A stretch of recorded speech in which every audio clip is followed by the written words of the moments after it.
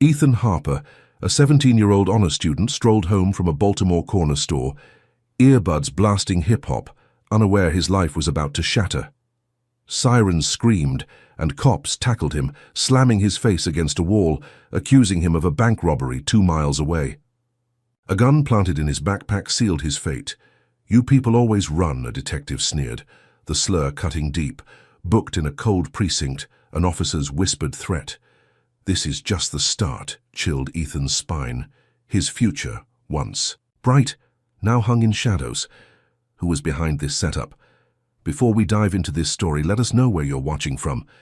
If you stand for justice, hit that like button and subscribe, because tomorrow's episode is one you won't want to miss.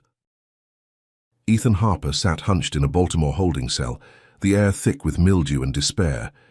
His wrists chafed from cuffs that bit too tight. The fluorescent buzz overhead mocked his racing thoughts. 17 years old, an honor student with dreams of engineering, now branded a bank robber. His mind replayed the arrest, the cop's sneer, "You people always run," echoing like a slap. He hadn't run. He'd been buying snacks 3 blocks from the bank when sirens screamed. The planted gun in his backpack, cold and foreign, haunted him. How could it have gotten there? Ethan traced the timeline in his head, scribbling on a scrap of toilet paper with a smuggled pencil stub. The robbery hit at 4:15, a teller's scream broadcast on news he'd glimpsed later. He'd left school at 3:50, grabbed chips at the corner store by 4, joking with the cashier about the Orioles. No way he could have crossed 2 miles in 15 minutes, not with his bad knee from last year's track injury. His heart thudded. He wasn't at that bank. Someone set him up. But who, and why him? He needed proof, something to shatter the lie pinning him here. His one phone call burned in his pocket like a lifeline. He dialed Jamal, his best friend since 5th grade, voice low to dodge the guard's glare. "Yo, man, I'm in deep," Ethan whispered, explaining the arrest. "You were with me at the store, right?" Jamal's voice crackled, firm. "Bet, I got you. That store's got cameras. I'll grab the footage." Ethan's chest loosened for the first time in hours. Jamal was solid, always had his back. If the footage showed him at the store, the cops would have to let him go. He clung to that hope, pacing the cell's 5-foot span, ignoring the drunk snoring on the bench. Hours crawled by, each minute a wait. The guard tossed him a stale sandwich, but Ethan couldn't eat. His stomach knotted. Finally, Jamal called, back, his tone heavy. "Man, the footage was there, clear as day, you buying those chips at 4. But when I went to download it, the system crashed. It's gone. Wiped." Ethan's knees buckled. "Wiped? How?" Jamal swore he'd seen the cashier save, but the store manager claimed a glitch erased everything. Ethan's hope curdled into dread. No glitch did that. Someone wanted him caged. The cell felt smaller, the walls closing in. His public defender, Ms. Carter, shuffled in, her suit wrinkled, eyes tired from too many cases. She barely glanced. Had Ethan flipping through a thin file. "Kid, the evidence is stacked," she said, voice flat. "Gun in your bag, prints on it. Take the plea, 3 years, juvie. It's your best shot." Ethan's jaw tightened. "My prints? I never touched a gun." Carter sighed, scribbling a note. "They say you did. Look, I got 10 other cases today. Plead guilty or you're looking at 7 years adult prison." Ethan's blood boiled. She wasn't even trying. He leaned forward, voice sharp. "I was at the store. Check the cameras." Carter shook her head. "No footage, no alibi. Sign the deal." She left, her heels clicking down the hall, abandoning him to the cell's cold silence. Ethan slammed his fist against the wall, pain shooting through his knuckles. He wasn't a criminal. He wouldn't let them bury him. That night, as the cell block quieted, a janitor, an older black man with deep lines in his face, mopped nearby. He glanced at Ethan, then slid a folded note under the bars, his eyes darting to the camera. Ethan waited until the guard passed, then snatched it. In shaky handwriting it read, "Detective Malone answers to Prosecutor Vaughn. They're railroading you. Watch your back." Ethan's pulse spiked. Vaughn. The name rang a bell, some hotshot. Joe's running for mayor, always on TV slamming gangs. Malone, the detective who'd sneered at him, must be his muscle. This was bigger than a bad cop. Ethan's mind raced. If Vaughn was behind this, he needed to confront Malone, get him to slip up. The next morning, Malone swaggered into the interrogation room, his gut straining his shirt, a smirk curling his lips. Ethan, cuffed to the table, met his gaze. "I know you planted that gun," he said, voice steady. "You're Vaughn's dog, framing kids like me." Malone laughed, a harsh bark. "Big talk, punk. You think you're smart? Nobody cares about your kind." Ethan's fists clenched, the slur from the arrest burning anew. He pushed harder. The store footage was erased. "Your guys did that, didn't they?" Malone leaned close. Breath. "Sour, keep flapping, kid, makes no difference. You're done." He stood, knocking over a chair, and left, but Ethan caught a flicker of unease in his eyes. For a moment, Ethan felt a spark of triumph. He'd rattled Malone. Maybe he could expose this. But as the guard hauled him back to his cell, that spark died. Two inmates, burly and scarred, waited inside, cracking their knuckles. "Malone's boys," one growled. "You talk too much." Before Ethan could react, a fist slammed into his stomach, doubling him over. Another cracked his jaw, blood spraying the concrete. Pain exploded, his vision blurring as kicks rained down. He curled up, arms shielding his face, the janitor's warning ringing in his ears. "They're railroading you."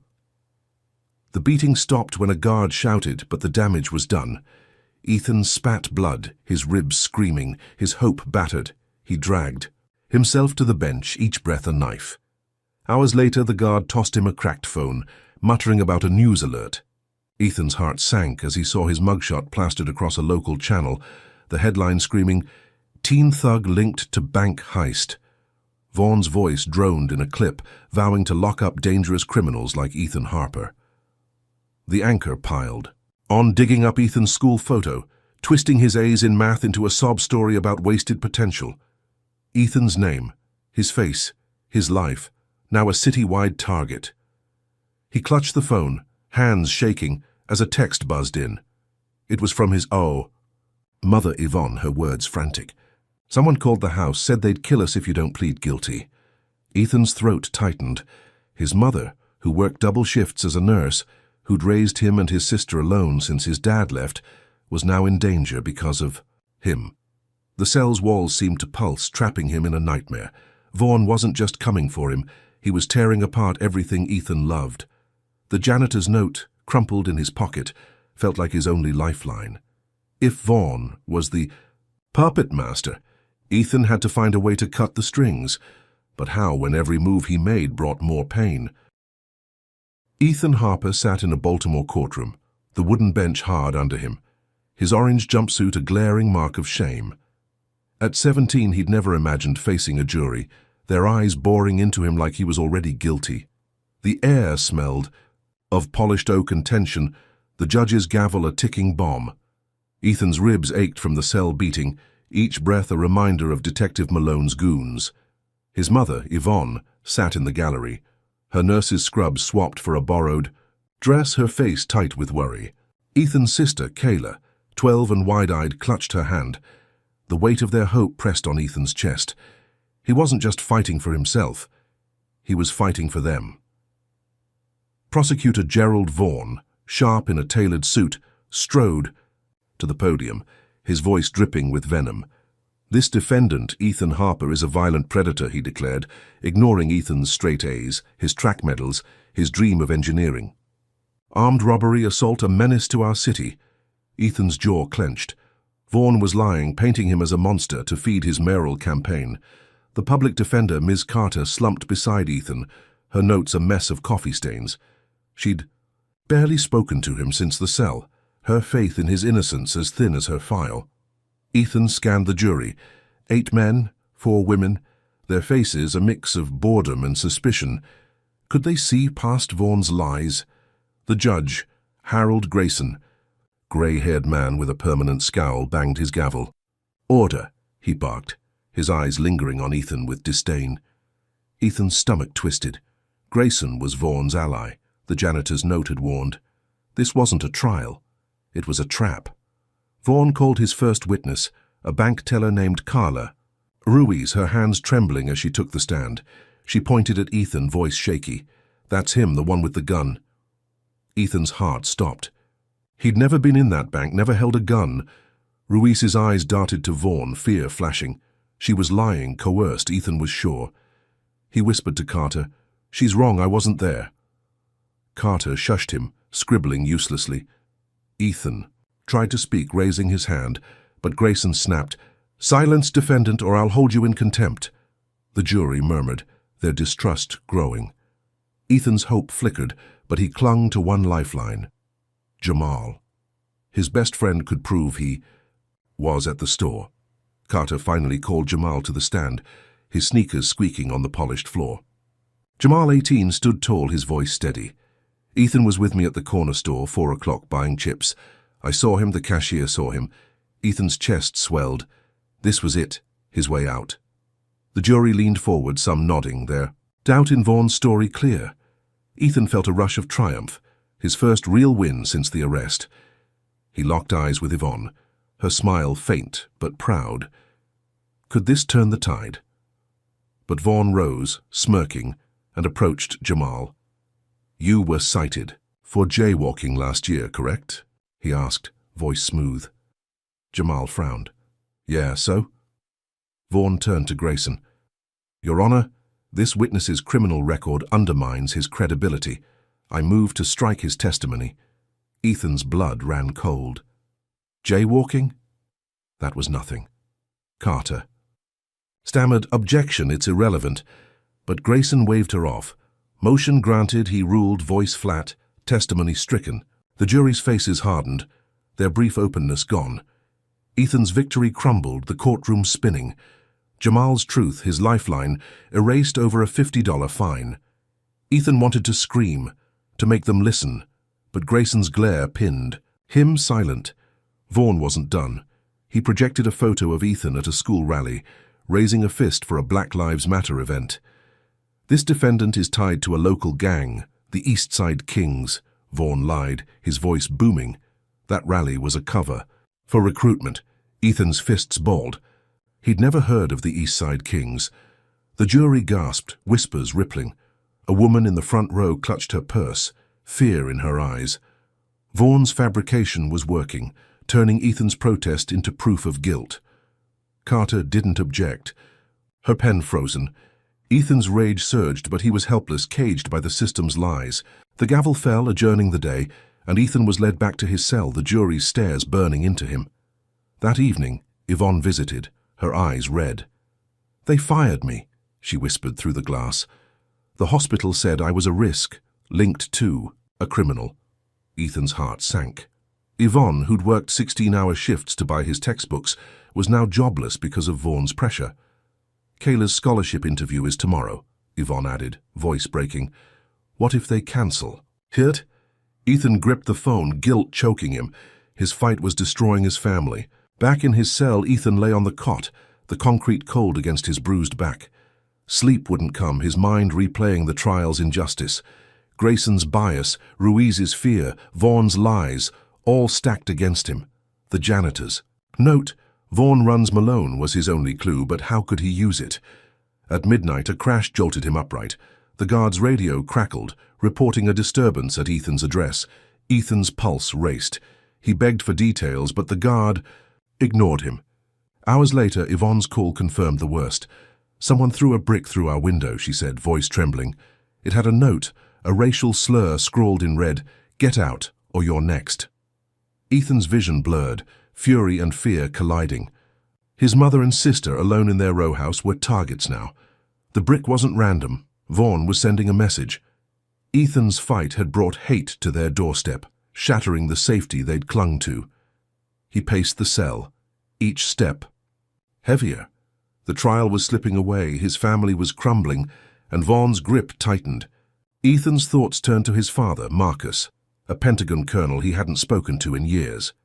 Marcus had left when Ethan was 10, chasing his career, leaving Yvonne to raise them alone.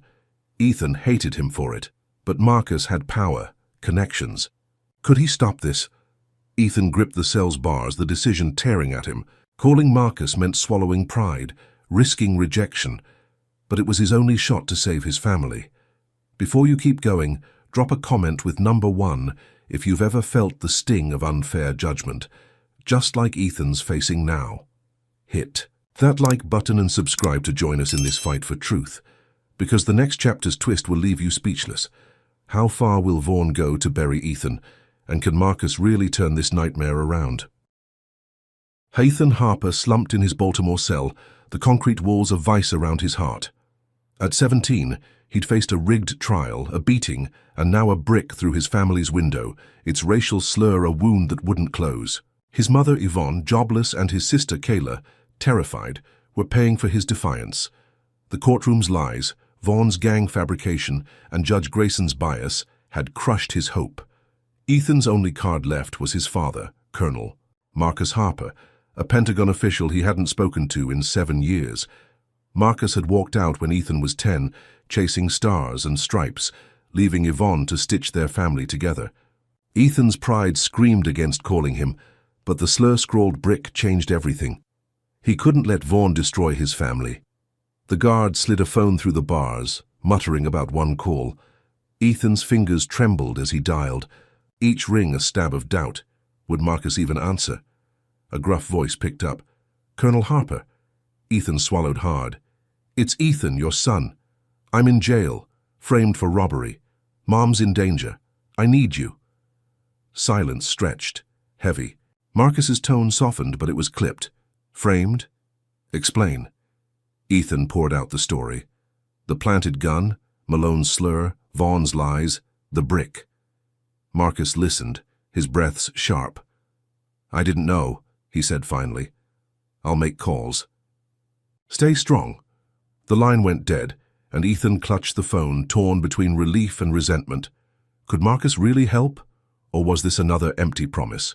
Hours later, the guard yanked Ethan from his cot, cuffs clinking. "Court now," he barked. In the courtroom, Ethan's public defender, Carter, looked stunned, her usual apathy replaced by nervous energy. Judge Grayson, face sour, took the bench. "Due to procedural irregularities," he announced, "this case is declared a mistrial. The defendant is released pending further investigation." Ethan's breath caught. A mistrial. Freedom. The jury shuffled out, some glaring, others confused. Yvonne rushed to him, tears streaming, Kayla clinging to her side. Ethan hugged them, his bruised ribs protesting, a grin breaking through his fear. He'd won, hadn't he? Marcus had come through. The courtroom doors swung open, and Ethan stepped into daylight, the August heat thick at 90 degrees. For a moment he felt untouchable, the weight of the jumpsuit gone. But as he reached the sidewalk, a news van screeched up, cameras flashing. A reporter, mic in hand, shouted, "Ethan Harper, is your father corrupt?" Ethan froze. Corrupt? A TV screen in a nearby shop blared a headline, "Pentagon official abuses power to free criminal son." Vaughn's voice filled the air, smooth and vicious. "Colonel Harper's interference reeks of corruption, undermining our justice system." Ethan's stomach dropped. Vaughn was twisting Marcus's help, painting him as a crook. Yvonne gripped Ethan's arm, her face pale. "This isn't over," she whispered. Back home, the row house felt like a target, the broken window boarded up, the slurs echo lingering. Ethan flipped through channels, each one worse. Pundits called Marcus a traitor, Ethan a thug who'd dodged justice. Social media exploded, hashtags like Finag Harper corruption trending. Ethan's phone buzzed with hate messages, racial slurs flooding his inbox. He wanted to scream, to tell the world he was innocent, but Vaughn's smear campaign was a tidal wave. That evening, a knock rattled the door. Yvonne opened it to their landlord, Mr. Patel, his eyes apologetic. "I'm sorry," he said, handing over an eviction notice. "The city's leaning on me, saying your son's a risk. You've got 3 days. Ethan's chest tightened. "The city?" That was Vaughn, flexing his power. Yvonne argued, her voice cracking, but Patel shook his head. "It's out of my hands." The door shut and Kayla sobbed, her scholarship interview now a faint hope. Ethan's mistrial victory, so bright hours ago, was ashes. Vaughn wasn't just coming for him, he was dismantling their lives.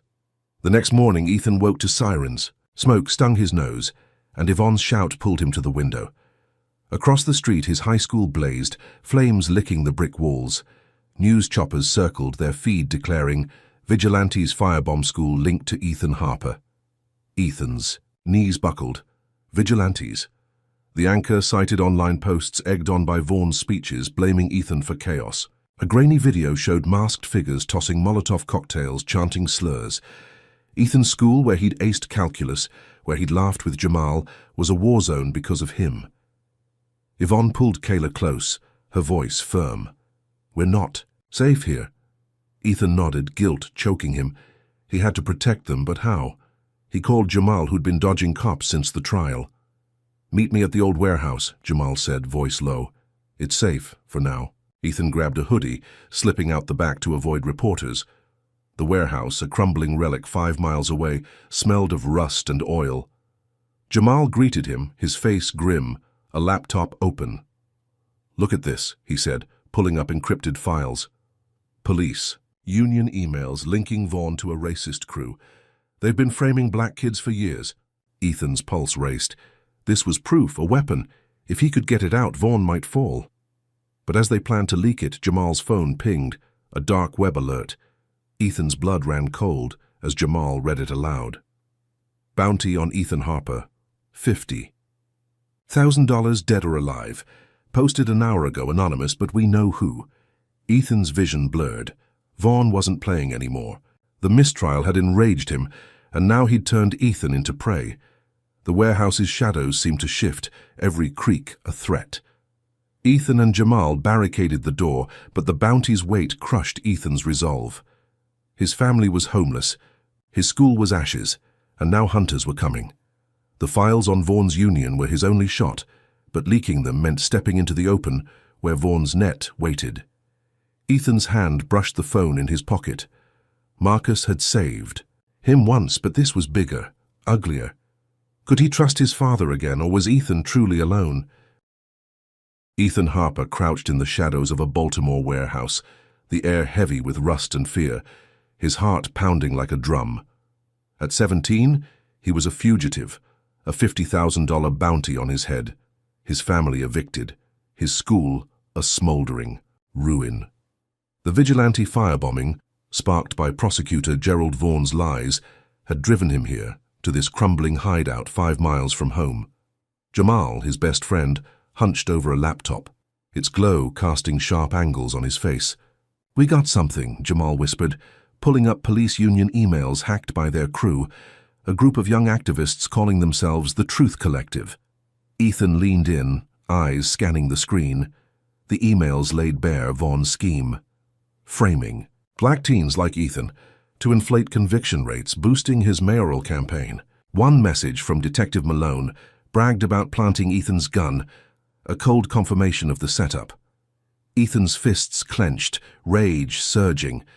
This was proof, a blade to cut Vaughn down. The collective, 6 kids from Baltimore's roughest. Corners nodded in agreement. "Let's leak it," said Aisha, their leader, her braids swinging as she typed. "Tonight we expose him." Ethan's pulse quickened. Could this end the nightmare? They uploaded the files to a dark web forum, then blasted links across social media, hashtags like Vaughn Exposed trending by dawn. Baltimore's streets erupted, hundreds marching outside City Hall, chanting for justice. Ethan watched the livestream, his chest swelling. The protests felt like victory, a crack in Vaughan's armor. He imagined his mother, Yvonne, and sister Kayla safe again, their row house restored. For the first time since the arrest, Ethan believed he could win. But as the sun rose, sirens wailed closer, red and blue lights flashing through the warehouses, broken windows. Aisha's phone buzzed, a collective member texting, "Feds hit our spot, calling us cyber-terrorists." Ethan's stomach dropped.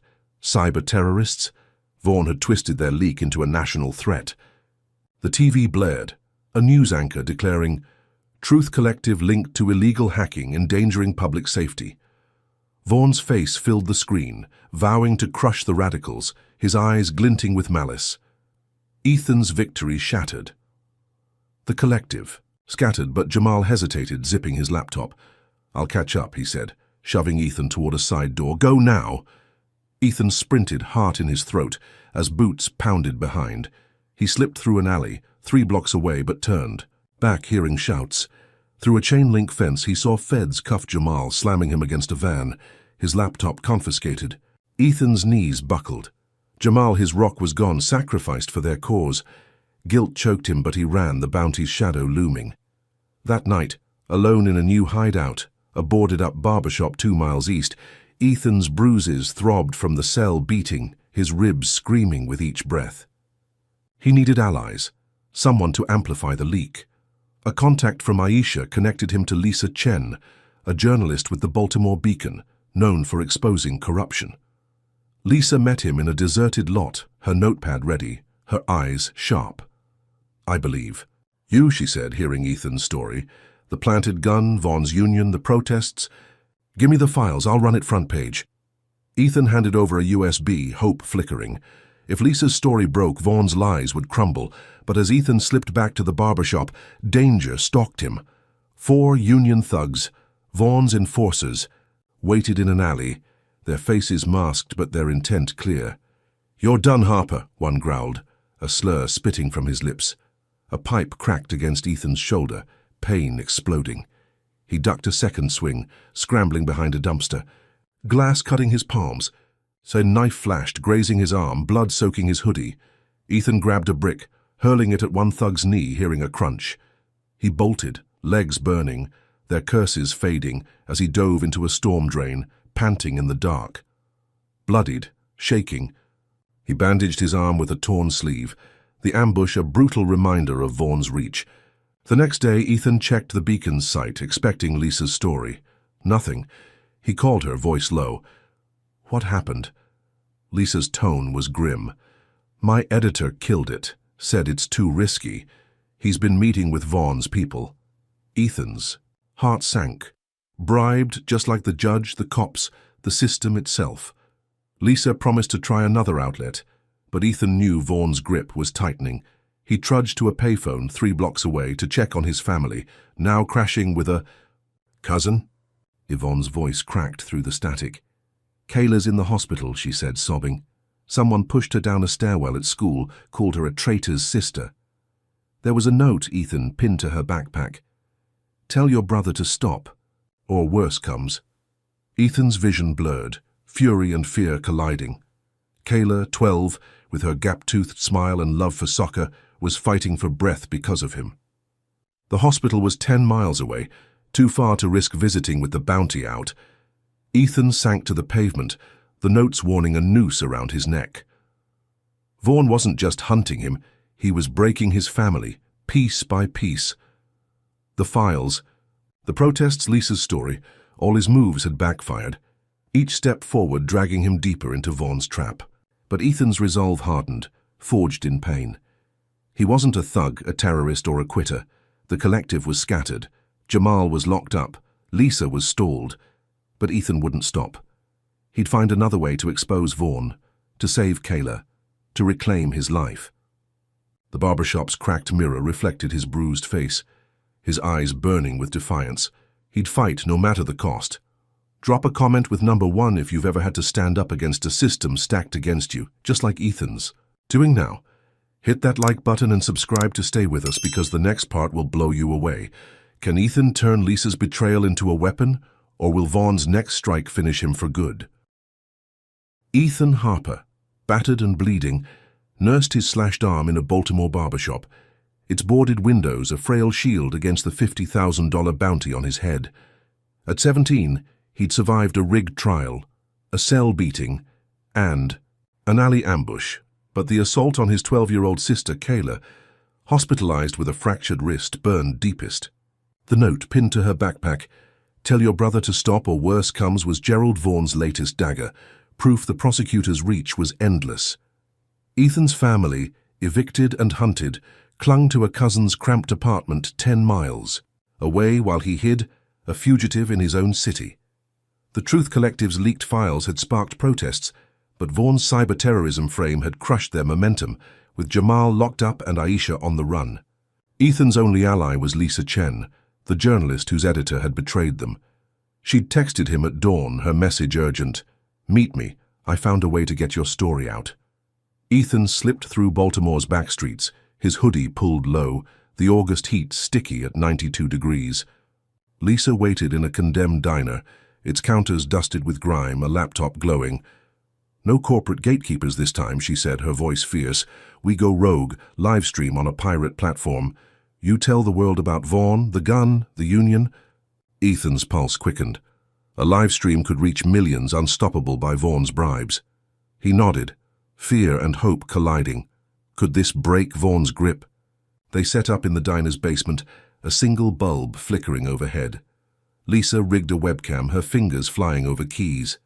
Ethan sat before the lens, his bruised face a map of pain, and spoke. "I'm Ethan Harper, framed for a robbery I didn't commit. Vaughn's cops planted a gun, erased my alibi, beat me, hurt my sister. He's framing black kids to win votes. The union's emails prove it." His voice cracked, but he pushed on, naming Malone, the trial, the slur-scrawled brick. Lisa uploaded the union files, their text scrolling beside him. The stream exploded, 10,000 views in minutes, then 100,000. Comments flooded in, "Justice for Ethan," trending globally. Protests swelled outside police stations, marchers chanting Ethan's name. Ethan's chest swelled, a grin breaking through his exhaustion. This was it, the truth unleashed. Vaughn couldn't silence this. He imagined Kayla smiling, Yvonne safe, his name cleared. But as the view count hit 1 million, the screen glitched, static hissing. Lisa cursed, typing frantically, but the stream cut to a grainy video of Ethan or someone wearing his hoodie, voice distorted, saying, "I robbed that bank. I'm guilty." Ethan's blood froze. It was fake, a deep fake, but the comments turned vicious. Traitor and thug flooding the chat. Lisa's laptop sparked, hacked, and shut down. Ethan's victory evaporated, the world now seeing him as a liar. News alerts. Pinged, anchors parroting the fake confession, crediting Vaughn for exposing a criminal. Public opinion flipped, protests dwindling as riot police moved in. Ethan's phone buzzed with a text from Yvonne. "They leaked our address, hate mails. Coming, people outside." Ethan's throat tightened. His family, doxxed because of his stream, faced slurs and threats scrawled on their cousin's door. He'd tried to save them, but Vaughn's allies had turned his truth into a weapon against him. Ethan and Lisa fled, the diner splitting up to dodge the bounty hunters circling. He holed up in a storm drain, 3 miles west, its damp walls echoing his ragged breaths. There he pieced together a lead from a collective tip. A store clerk, Mr. Patel, the same man who'd evicted them, had seen the real bank robber, a white man in a ski mask, fleeing the scene. Ethan risked a call to Patel, his voice low. "You saw him, didn't you, at the bank?" Patel hesitated, then whispered, "Yes, but I'm scared. I'll testify, meet me tomorrow." Ethan's hope flickered. A witness could flip the case, clear his name. He arranged to meet Patel at a park 8 miles away at dawn. But when Ethan arrived, the park was empty, police tape cordoning off the bench. A newsstand headline screamed, "Store clerk deported in immigration sweep." Ethan's knees buckled. Patel, a legal resident, had been detained overnight after an anonymous tip to ICE, Vaughn's handiwork clear. The one witness who could save him was gone, shipped to a detention center 200 miles away. Ethan's chest heaved, fury choking him. Vaughn wasn't just rigging trials, he was erasing lives. As Ethan slipped back to his latest hideout, a condemned laundromat 4 miles south, sirens wailed nearby. Flashlights pierced the night, boots thudding. A SWAT team, tipped off by Vaughn's network, raided the laundromat, battering rams splintering the door. Ethan dove behind a rusted dryer, heart hammering, and crawled through a vent, emerging in an alley as tear gas stung his eyes. He ran, legs burning, dodging a sniper's laser dot that danced on the pavement. The raid was no accident. Vaughn knew Ethan's every move. Gasping in a vacant lot, Ethan checked a burner phone, finding a dark web alert from Aisha. Vaughn's planning. A new trial, jury already bought. Ethan's vision blurred, the weight of Vaughn's power crushing him. The viral stream, his moment of triumph, had backfired, costing him Patel, his family's safety, and nearly his life. Kayla's hospital bed, Yvonne's fear, Jamal's cell, all flashed in his mind. Ethan's hands shook, but his resolve hardened. He wasn't a thug, and he wouldn't let Vaughn win. The laundromat's ashes, still smouldering in his memory, fueled his fight. He'd find another way to expose Vaughn, to protect his family, to claw back his future. But with a rigged trial looming, how could he outrun a system built to break him? Ethan Harper crouched in a Baltimore alley, his breath ragged, the sting of tear gas from the laundromat raid still burning his eyes. At 17, he was a hunted man, a $50,000 bounty marking him for death.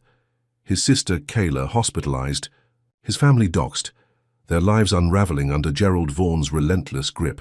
The rogue livestream, meant to expose Vaughn's corruption, had backfired, its fake confession turning the city against him. The deportation of Mr. Patel, his key witness, was Vaughn's latest blow, erasing Ethan's hope of clearing his name. But Lisa Chen, the journalist who'd risked everything, refused to quit. She'd tracked Ethan to a derelict garage 4 miles from the raided laundromat, her eyes blazing with defiance. "We hit Vaughn where it hurts," she said, voice low. "His office tonight. He's got emails tying him to the union's frame-ups. If we get those, we can go federal." Ethan's pulse hammered. Federal? That could dismantle Vaughn's empire. He nodded, fear and resolve knotting his gut. Could this be the strike to end it? They moved under cover of night, the city's pulse. A distant hum, its 90-degree heat clinging to their skin. Vaughn's office, a sleek tower downtown, loomed 8 stories high, its glass facade reflecting Baltimore's flickering lights. Lisa, armed with a hacked keycard from a collective contact, led Ethan through a service entrance bypassing guards. The elevator hummed, carrying them to the 6th floor, where Vaughn's corner office waited. Ethan's heart pounded as they slipped inside, the room dark save for a computer's glow. Lisa cracked the password, her fingers a blur, pulling up emails between Vaughn and union leaders. One, dated the day of Ethan's arrest, read, "Harper's the perfect fall guy. Black kid, clean record, jury'll eat it up." Ethan's blood boiled, the slur from Malone's lips echoing in his mind. They copied the files to a USB, every word proof of Vaughn's racist scheme. With the evidence secured, Lisa mapped their next move. Deliver it to Judge Elena Torres, a federal magistrate known for integrity, 7 miles away. They reached Torres's chambers at dawn, slipping the USB through a secure Dropbox with a note detailing Vaughn's crimes. Hours later, a news alert flashed. Federal judge orders investigation into prosecutor Vaughn. Ethan, hiding in a vacant lot 3 miles from downtown, felt a surge of triumph. The feds were moving, Vaughn's empire cracking. He pictured Kayla, healing, Yvonne smiling, his name cleared. This was justice, wasn't it? But as Ethan scrolled the news, his stomach dropped. A new headline screamed, "Ethan Harper wanted for burglary of DA's office." Vaughn had framed him for the break-in, security footage doctored to show his face. Baltimore PD issued a citywide manhunt, posters plastering every corner, his mugshot. Now a symbol of crime.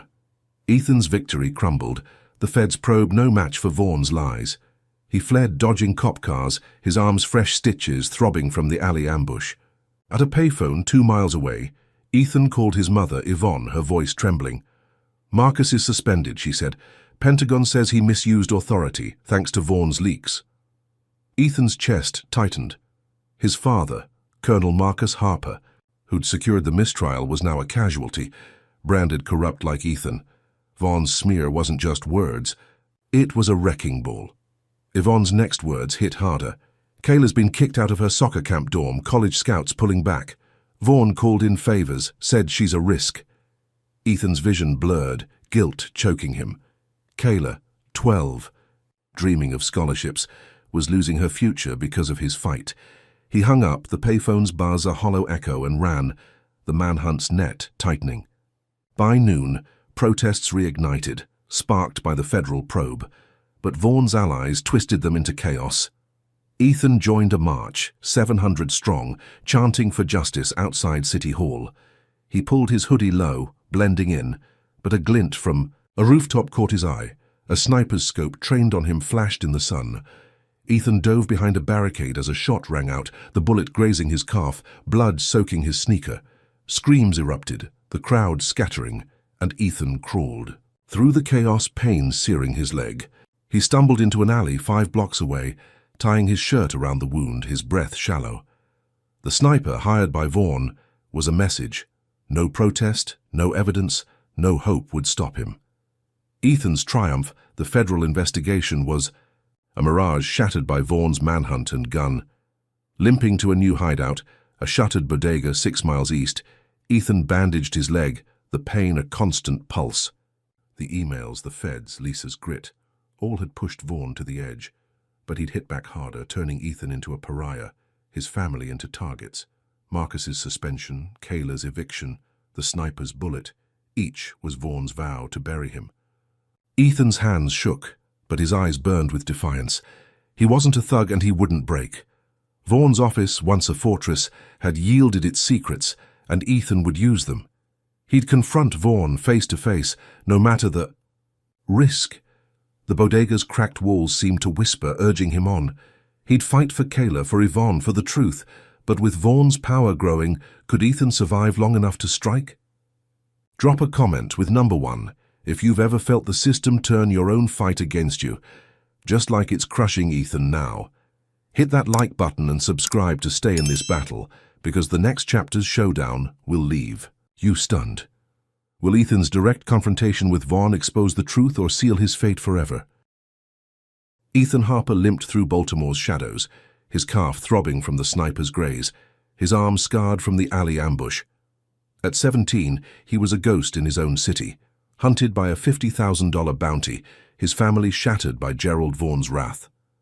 The federal investigation, sparked by stolen emails, had seemed like salvation, but Vaughn's manhunt and lies had turned Ethan into a pariah. His sister, Kayla, was evicted from her soccer camp, his father, Marcus, suspended from the Pentagon, and his mother, Yvonne, was clinging to hope in a cousin's apartment 10 miles away.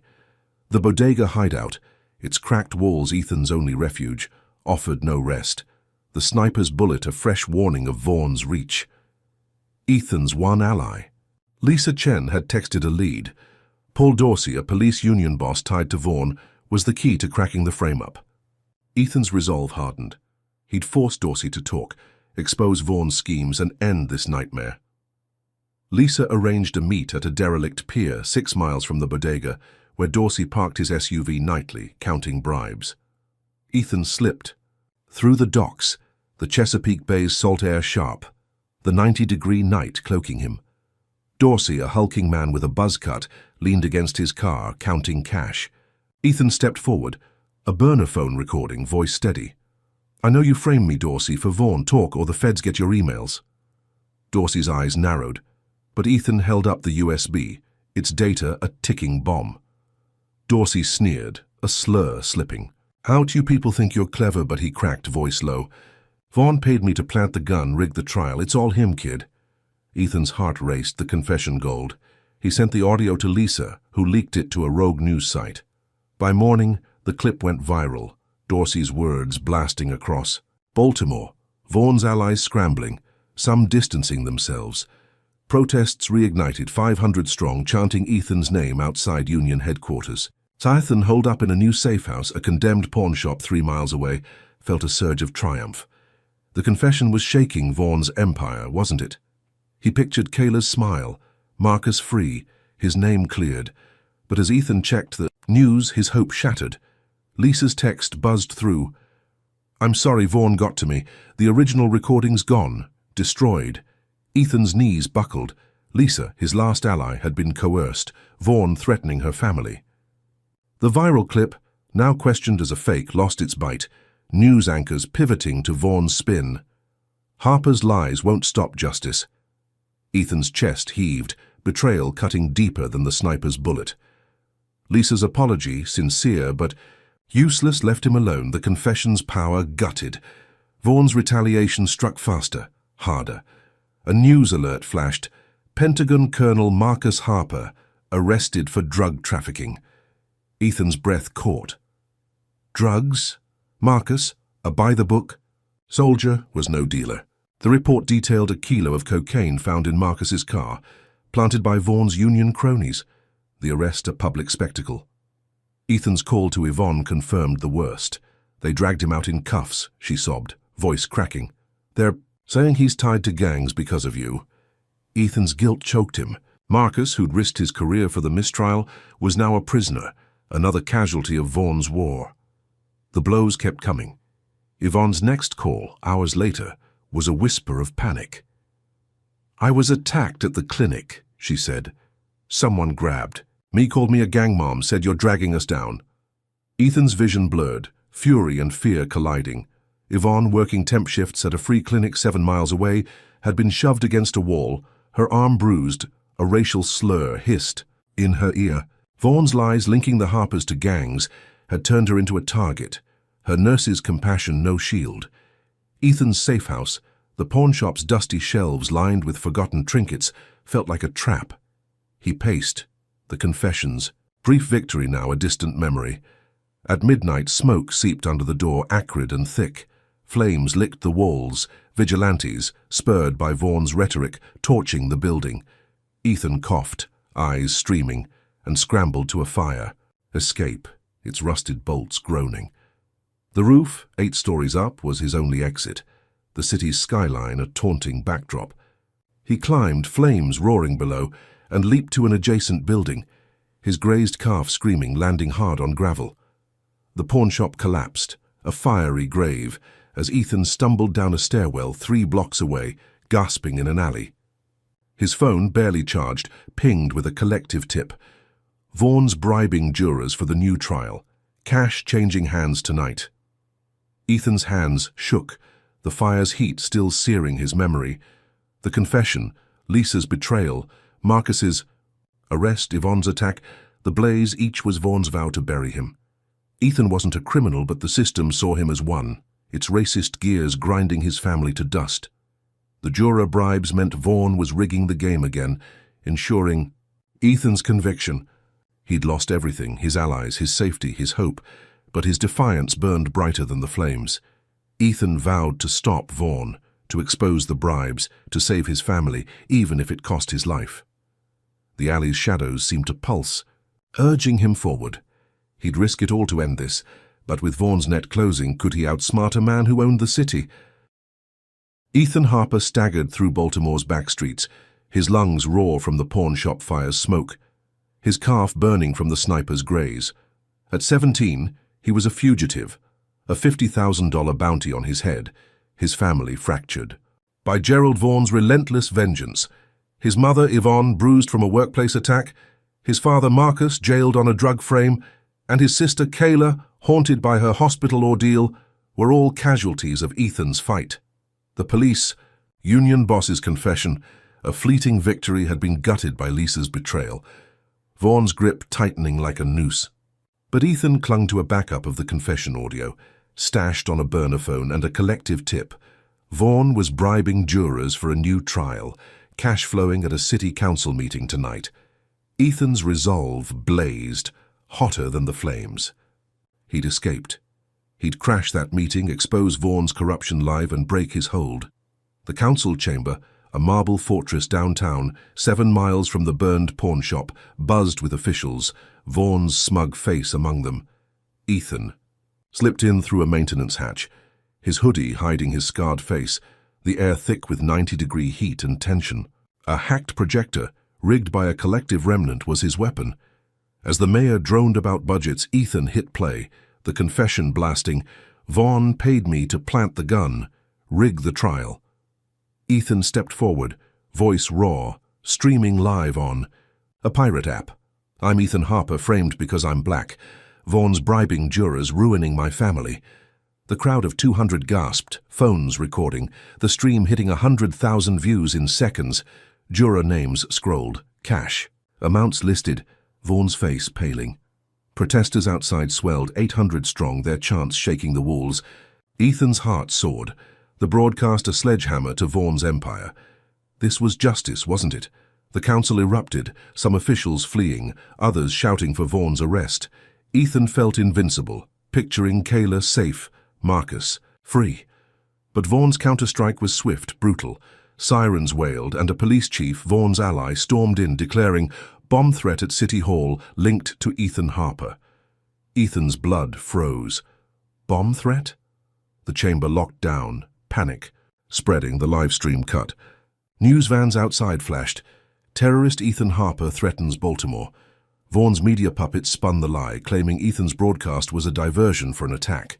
Public fury turned, the crowd outside splintering into riots, storefronts, smashed 3 blocks away. Ethan's victory crumbled, his truth twisted into terror. The chief's radio crackled. Schools on lockdown, suspect's sister inside one. Ethan's heart stopped. Kayla, 12, was trapped at her middle school 5 miles away, caught in Vaughn's chaos. He bolted, dodging cops, slipping through alleys, his grazed calf screaming. The school barricaded loomed under flashing lights. Ethan climbed a fire escape 3 stories up and pried open a window, finding Kayla huddled in a classroom, her wrist brace a stark reminder of her assault. "Ethan," she whispered, eyes wide, "they're saying you're dangerous." He hugged her, guilt choking him, and led her to the roof, planning to slip out via a service lot. But as they descended, a mob, 50 strong, egged on by Vaughn's lies, waited below, wielding bats and bottles. "There's the terrorist," one shouted, a slur cutting through the night. Ethan shielded Kayla, a bottle shattering against his shoulder, glass slicing his skin. He grabbed a trash can lid, deflecting a bat, and pulled Kayla through a gap in the crowd, sprinting 4 blocks, their breaths ragged. A sympathetic teacher, spotting them, hid them in her car, driving them to a safe corner 2 miles away. Ethan's phone buzzed with a collective alert. Vaughn bribed Senator Claire Ramsey 6 figures to block the federal probe. Ethan's chest tightened. Ramsey, a rising star, was Vaughn's shield, ensuring his empire survived. The broadcast meant too. And Vaughn had triggered a citywide manhunt, endangered Kayla, and sparked riots, all while Vaughn's power grew. Ethan's family, scattered and broken, faced slurs and threats, their lives collateral damage in Vaughn's war. The mob's hatred, fueled by Vaughn's terrorist lie, echoed the slur-scrawled brick, the Union's frame, every racist jab Ethan had endured. He wasn't a terrorist, but the system branded him one, its gears grinding his hope to dust. Kayla clung to him, her trembling a mirror of his own fear. Ethan's resolve, though battered, burned fierce. He'd target Vaughn's allies, starting with Ramsey, to dismantle the machine. The safe corner, a vacant storefront 9 miles from the school, offered no comfort, its shadows taunting him. He'd risked everything for the broadcast, only to lose more. But giving up wasn't in him. Ethan would fight for Kayla, for Yvonne, for Marcus, for every kid Vaughn had framed. With Ramsey's bribe shielding Vaughn, could Ethan expose her before the rigged trial sealed his fate? Drop a comment with number 1 if you've ever been judged for who you are, not what you've done, like Ethan's facing now. Hit that like button and subscribe to keep up, because the next chapter's twist will leave you breathless. Can Ethan outmaneuver a senator's power, or will Vaughn's allies crush him first? Ethan Harper crouched in a Baltimore storefront, its shattered windows a weak barrier against the chaos outside, his shoulder stinging from the mob's glass shards. At 17, he was a hunted ghost, a $50,000 bounty branding. Him a terrorist, his family broken by Gerald Vaughn's lies. The city council broadcast meant to expose Vaughn's juror bribes had sparked riots, trapped his sister Kayla in a school lockdown, and unleashed a mob's slurs. His mother, Yvonne, and father, Marcus, were targets, their lives unraveling. Senator Claire Ramsey's bribe, shielding Vaughn, was Ethan's new focus, a thread to pull apart the prosecutor's empire. A collective tip led him to Karen Walsh, a disgraced ex-prosecutor who'd clashed with Vaughn years ago, now living in a rundown apartment 9 miles from the mob attack.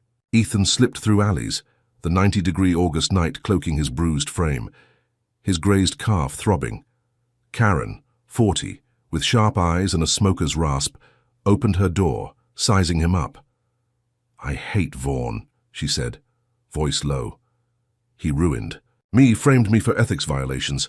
Let's burn him down." Ethan's pulse quickened, an ally with inside knowledge. He showed her the confession audio, explaining Ramsey's role. Karen's laptop, patched with duct tape, was their weapon. She'd kept back doors into city servers, and together they hacked Ramsey's emails 6 miles from her office. The EY files revealed Vaughn's 6-figure payments, Ramsey promising to bury the federal probe. Ethan's heart raced, the proof a grenade. They leaked the emails to CNN, Al Jazeera, and the New York Times. Ethan typing a cover note. Vaughn owns Baltimore. Ramsey's his puppet. By morning, the story exploded. Headlines screaming, Senator bribed by corrupt DA. Protests surged, 1,000 strong, marching on Ramsey's office. Vaughn's name poison. Ethan, hiding in a derelict church 3 miles away, felt a rush of triumph, the leak a blade in Vaughn's heart. Ramsey's career was tanking, the feds circling closer. Could this finally end it? But Vaughn's retaliation struck like lightning. A news alert flashed. Ex-prosecutor Karen Walsh arrested for treason leaked classified data. Ethan's stomach dropped. Treason? Karen, framed for passing secrets, was cuffed on live TV, her apartment raided. Vaughn's allies had planted digital evidence tying her to a fake espionage plot. Ethan's ally, his lifeline, was gone, the leak's momentum stolen. He called Yvonne, her voice a whisper from a burner phone. "We're in witness protection," she said. "Kayla and me, Marcus too. But it's not safe." Ethan's chest tightened. Witness protection, ordered by the feds, had moved his family to a safe house 15 miles north, a nondescript ranch under guard. But hours later, Yvonne's panicked call confirmed Ethan's fear. "Someone leaked our location," she gasped. Tires, screeching in the background. Men in black SUVs, they're chasing us. Ethan's vision blurred, guilt choking him. He raced to a stolen bike, pedaling 10 miles through back roads, reaching a highway where Yvonne's safe house van swerved, 2 SUVs in pursuit. Ethan flagged a trucker, begging a ride, and caught up as Yvonne's van spun into a ditch 6 miles. From the safe house, he sprinted to them, finding Yvonne and Kayla shaken but alive, Marcus cuffed in a Fed's grip. Ethan tackled a gunman, wrenching his pistol free, and ushered his family into the trucker's cab, the SUVs peeling away. They hid in a motel 4 miles east, but the damage was done. Vaughn's reach had breached witness protection, his power a hydra. Ethan's phone pinged with a collective alert. "Vaughn's hitman bombed your old neighborhood, blamed you." Ethan's knees buckled. The news showed his row house block, now rubble, 3 homes leveled, neighbors injured. The anchor called it Harper's Revenge, Vaughn's spin painting Ethan as a domestic terrorist. The bombing, a block from where he'd played as a kid, was a message. No one was safe. Ethan's family, huddled in the motel, faced fresh hate. Slurs scrawled on the news ticker. The email leak, meant to corner Vaughn, had backfired, costing Karen, endangering his family, and destroying his home. Ethan's hands shook, but his eyes burned with defiance. A final collective tip buzzed through. "Vaughn's fleeing the country, jet booked for tonight, offshore accounts ready." Ethan's jaw tightened. Vaughn, cornered by the leak, was running, but not before torching Ethan's world. The motel's flickering neon sign mocked his hope, but Ethan wasn't done. He'd stop Vaughn, expose Ramsey's allies, and save his family, even if it meant chasing a monster across borders. The bombing smoke, still stinging his memory, fueled his fight. He wasn't a terrorist, but the system's racist lies branded him one, grinding his life to ash. With Vaughn slipping away, could Ethan catch him before justice vanished forever? Drop a comment with number 1 if you've ever fought for truth only to see it twisted, like Ethan's battle now. Hit that like button and subscribe to stay with us, because the next chapter's chase will leave you stunned. Can Ethan stop Vaughn's escape, or will the hitman's next strike bury him for good? Ethan Harper sprinted through Baltimore's outskirts, his lungs burning, his calf wound pulsing with every step. At 17, he was a hunted shadow, a $50,000 bounty marking him for death, his family shattered by Gerald Vaughn's ruthless campaign. The bombing of his neighborhood, blamed on him, had left his childhood block in ruins, while his mother, Yvonne, sister, Kayla, and father Marcus hid in a compromised safe house 15 miles away. The leaked emails exposing Senator Ramsey's bribes had cornered Vaughn, but his plan to flee the country, jet booked for tonight, meant Ethan had one shot to stop him.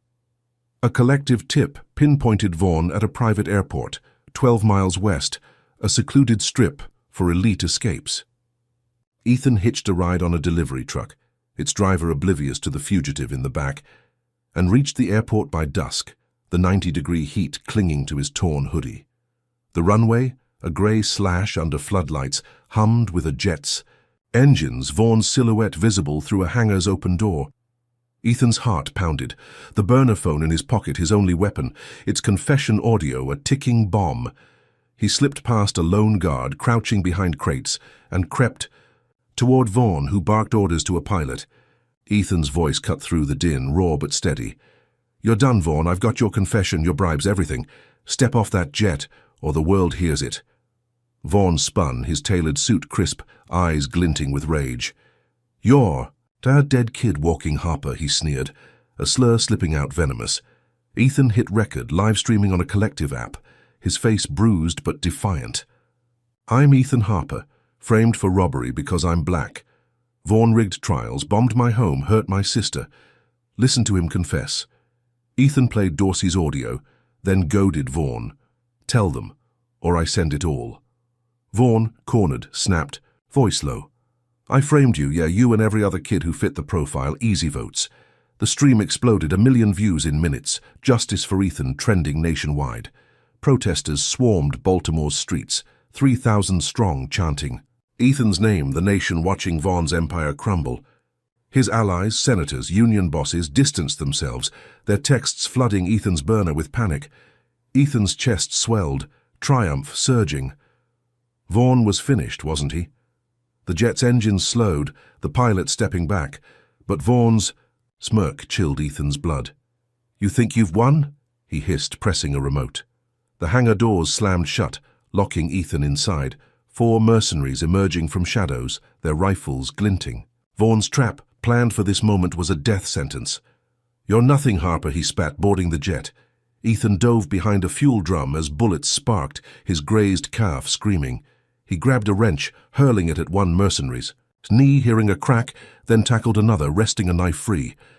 Blood slicked his hands, his own or theirs, as he slashed a cable, plunging the hangar into darkness. Ethan scrambled through a vent, 3 feet wide, emerging on the tarmac as the jet taxied. Vaughn's face smug behind tinted glass. Ethan's broadcast still streamed, the nation seeing his fight, but the jet lifted, its roar drowning his shouts. He collapsed, despair clawing him, Vaughn slipping away. But his phone buzzed, Marcus's voice crackling through, hoarse from jail. "I've got Pentagon friends, Ethan. I grounded that jet, 50 miles out." Ethan's breath caught.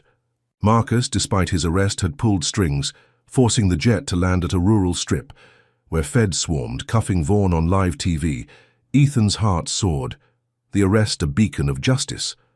Vaughn was caught, his confession public, his allies fleeing. Ethan pictured Kayla safe, Yvonne smiling, his name cleared. But as he limped toward a wooded lot, 6 miles from the airport, a collective alert shattered his victory. "Mole in Marcus's team. Leaked your location. Vigilantes inbound." Ethan's blood froze. A mole? Headlights pierced the dusk. 10 trucks. Roaring in, 30 vigilantes spilling out, armed with bats, guns, and slurs. "Harper, the terrorist," one bellowed, echoing Vaughn's lies. Ethan ran, his calf oozing, dodging buckshot that splintered trees. He slid into a ditch 4 miles away, heart hammering, the vigilantes' shouts fading. The mole's betrayal feeding Vaughn's allies meant Ethan's fight wasn't over. Vaughn was cuffed, but his network, fueled by racist hate, still hunted. Him. The airport's floodlights, now distant, mocked his fleeting triumph. Ethan's family, in hiding, faced fresh threats, the bombing's rubble a reminder of Vaughn's reach. He wasn't a terrorist, but the system's lies, rooted in his blackness, branded him one, tearing his life apart. Ethan's resolve, though, battered, burned fierce. He'd expose the mole, dismantle Vaughn's allies, and protect his family, no matter the cost. The ditch's mud clung to him, a weight he'd carry forward. With Vaughn's arrest, a hollow win, could Ethan survive the vigilantes and unmask the traitor in time? Ethan Harper stumbled through a Baltimore ditch, mud caking his sneakers, his grazed calf oozing blood from the vigilante chase. At 17, he was a hunted phantom, a $50,000 bounty branding him a terrorist, his family teetering on the edge of Gerald Vaughn's wrath. Vaughan's arrest, sparked by Ethan's live-streamed confession, was a hollow win, undone by a mole in Marcus's Pentagon team leaking Ethan's location. The vigilante's slurs, echoing the bomb that leveled his neighborhood, burned in Ethan's mind, a reminder of the system's racist grip. His mother, Yvonne, sister, Kayla, and father, Marcus, hid in a fragile safe house 12 miles away, their lives hanging by a thread. But Ethan's fight wasn't over. A collective remnant, scattered but loyal, fed him a plan: rally Baltimore's. Youth to protest Vaughan's allies, exposing their corruption to shatter the network. Ethan slipped into a community center, 6 miles from the ditch, its basement packed with 50 teens, their eyes fierce with shared anger. Aisha, the collective's leader, handed him a megaphone, her voice low. "They're with you, Ethan. Make it count." He spoke, voice raw but steady, detailing Vaughan's frame-ups, the juror bribes, the bombing, the slurs. "We're not thugs, we're the future," he shouted, and they roared, fists raised. By dawn, the protest swelled, 2,000 strong, marching on City Hall, their chants shaking Baltimore's core. Social media erupted, justice for Ethan trending, news outlets picking up Ethan's call to expose Senator Ramsey's allies. Vaughan's network, from union bosses to councilmen, wavered, some resigning under pressure. Ethan, watching from a rooftop 4 miles away, felt a surge of triumph, the movement a tidal wave. Vaughan's empire was cracking, wasn't it? He pictured Kayla's smile, Marcus free, their home restored. But as the protest peaked, Ethan's burner phone buzzed with a chilling collective alert. Mole's Marcus's deputy, Colonel James Tate, framing him for treason. Ethan's blood froze. Tate, Marcus's right-hand man, had leaked his location, fed Vaughan's vigilantes, and now pinned a fake espionage charge on Marcus, claiming he'd sold secrets to fund Ethan's crimes. News alerts confirmed it, Marcus's mugshot plastered. Across screens, his career in ruins. Ethan's triumph curdled, guilt choking him. His fight had caged his father twice over. The blows kept coming. A text from Yvonne, sent from a new safe house 8 miles north, was a scream in text. "They've got us, Ethan. Warehouse, help." Ethan's heart stopped. His family, kidnapped from witness protection, was now Vaughan's leverage. The message included coordinates, a trap Ethan couldn't ignore. He sprinted, hitching a ride on a delivery van, reaching the warehouse, a rusted hulk 10 miles from City Hall by dusk. The air, thick with 90-degree heat and diesel, choked him as he slipped through a broken window, his grazed calf throbbing. Inside, Yvonne, Kayla, and Marcus were bound, gagged, surrounded by explosives wired to a blinking timer. 15 minutes ticking down. Vaughan's voice crackled over a speaker, cold and smug. "You thought you'd win, Harper. I'm out on bail. And you're done." Ethan's pulse hammered, the trap a death sentence. He cut their ropes with a shard of glass, his hands shaking, and led them toward a side door, whispering, "Stay low." Kayla's eyes, wide with fear, met his, her wrist brace. The stark reminder of her assault. Marcus, bruised from jail, gripped Ethan's shoulder, a silent vow. But as they reached the exit, the timer beeped, Vaughan triggering the bomb remotely from his safe house. Ethan's mind raced, spotting a drainage grate 5 feet away. He shoved his family into it, diving after, as the warehouse erupted, flames searing his back, debris raining. They crawled through muck, emerging in a lot 3 blocks away, coughing, alive. Ethan's quick thinking had saved them, but his relief was fleeting. From the lot he hijacked a collective stream, broadcasting live, his voice hoarse. "Colonel Tate's the mole, framing my dad for treason, working for Vaughan." The nation watched, Tate's photo flashing, his Pentagon office raided within hours. Marcus's name cleared. The treason charge dropped, but Ethan's victory was a mirage. Sirens wailed closer, and a glint from a rooftop, 6 stories up, caught his eye. A sniper, hired by Vaughan's allies, took aim, the laser dot dancing on Ethan's chest. He dove behind a dumpster, the shot cracking pavement, shrapnel slicing his arm. Blood soaked his sleeve, his vision blurring as he dragged his family to a storm drain, 4 miles from the warehouse. Yvonne's sobs, Kayla's gasps, Marcus's grim silence weighed on him, the sniper's bullet a vow from Vaughan's network. No win was final. Ethan's broadcast, the protest, the rescue, all had pushed Vaughan's allies to the edge, but their counterattack, a bomb and a sniper, escalated to family-wide slaughter. The collective's last tip buzzed through. Vaughan's allies are regrouping. Tate was just the start. Ethan's hands shook, the sniper's aim a shadow over his hope. He wasn't a criminal, but the system's racist lies, from slurs to bombs, branded him one, tearing his family apart. The drain's damp walls closed in, but Ethan's defiance burned, a fire no bullet could douse. He'd expose Vaughan's network, protect his family, end this war, even if it cost everything. With a sniper hunting him, could Ethan survive long enough to face the deeper threat? Ethan Harper lay in a Baltimore alley, blood seeping from the sniper's bullet that tore through his shoulder, his vision fading as sirens wailed 6 blocks away. At 17, he was a scarred warrior, his body a map of pain from a grazed calf, a slashed arm and a fire's burns, all scars of Gerald Vaughan's racist vendetta. The warehouse bomb, diffused by his quick thinking, had saved his mother, Yvonne, sister, Kayla, and father, Marcus, but the sniper's shot, fired by Vaughan's allies, was a final vow to break him. His family, huddled in a storm drain 4 miles from the warehouse, had escaped, their breaths ragged, their eyes haunted. Ethan's arrest 13 weeks ago for a robbery he didn't commit had sparked this war, a $50,000 bounty branding him a terrorist. Vaughan's conviction, secured by Ethan's live-streamed confession, felt hollow. The mole's betrayal, Colonel Tate's treason frame, and the vigilante's slurs proving the system's teeth were still sharp. As Ethan's consciousness flickered, a paramedic's voice cut through. "Stay with me, kid," and he clung to it, his defiance a fire no bullet could douse. He woke in a hospital, 10 miles from the alley, his shoulder stitched, his body a lattice of bandages. The room, sterile and cold, buzzed with 90-degree August heat seeping through cracked windows. Yvonne sat beside him, her nurse's hands trembling. Kayla curled in a chair, her wrist brace a stark reminder of her assault. Marcus, cleared of treason, stood by the door, his Pentagon badge restored, but his eyes heavy with guilt. Ethan's voice hoarse broke the silence. "Is Vaughan done?" Yvonne nodded, tears falling. "Convicted. Life without parole, the news says." Ethan's chest loosened, a weight lifting, but his relief was fleeting. A TV in the corner flashed. Federal probe expands. Vaughan's allies linked to national corruption. Ethan's pulse quickened. Allies? The anchor detailed a network of officials, from DAs to senators, tied to Colonel Tate's contacts, framing black youth across 10 cities, a machine Vaughan had served, not built. Ethan's blood chilled.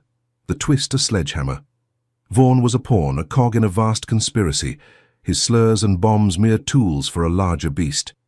The hospital's white walls seemed to close in, the revelation echoing the slur-scrawled brick, the planted gun, every racist lie Ethan had fought. His arrest, a single thread, had unraveled a tapestry of injustice, but the loom kept spinning. Marcus spoke, voice low. "We're relocating, son, out of state, new names. The feds insist, for safety." Ethan's heart sank.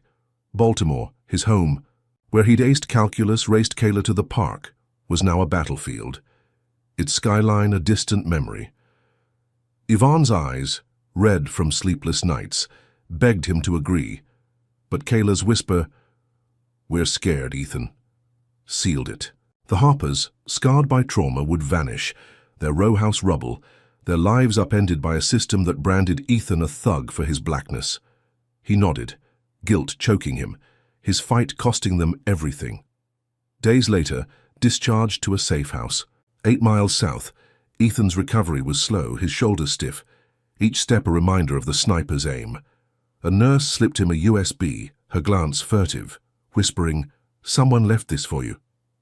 Ethan plugged it into a borrowed laptop, his hands shaking as an encrypted file opened, detailing a framed black teen, Malik Jones, in Detroit, arrested for a crime mirroring Ethan's, down to the planted evidence. The file, from an anonymous source, named a DA tied to Vaughan's network. A new battle in a war Ethan thought he'd won. His breath caught, fury and purpose colliding. Vaughan was caged, but the conspiracy thrived, its racist roots deep, grinding kids like him, like Malik, into dust. Ethan's mind flashed to his arrest. The cops sneer, "You people always run." A wound that hadn't healed. He wasn't a criminal, but the system's lies, from slurs to bombs, had tried to make him one, tearing his family apart. The USB was a call, a challenge, and Ethan answered. He vowed to fight on, to find Malik, to expose the network, no matter the cost. His shoulder ached, a constant reminder of the price, but his eyes burned with defiance, a flame no conspiracy could snuff. The safe house, a temporary shell, offered no comfort, its walls echoing his resolve. Yvonne packed their lives into 2 suitcases. Kayla clutched her soccer ball.